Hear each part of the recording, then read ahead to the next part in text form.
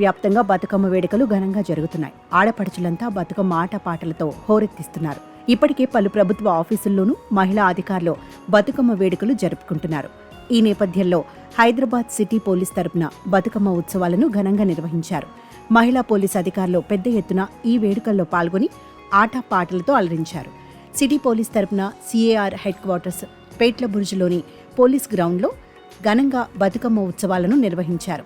ఈ వేడుకలకు Hyderabad city police commissioner CV Anand, ఆయన సతీమణి లలిత ఆనంద్ ముఖ్య అతిథిగా హాజరయ్యారు. ఈ వేడుకల కోసం హైదరాబాద్ సిటీ పోలీసులకు సంబంధించిన మహిళా ఉద్యోగులు పెద్ద ఎత్తున పాల్గొన్నారు.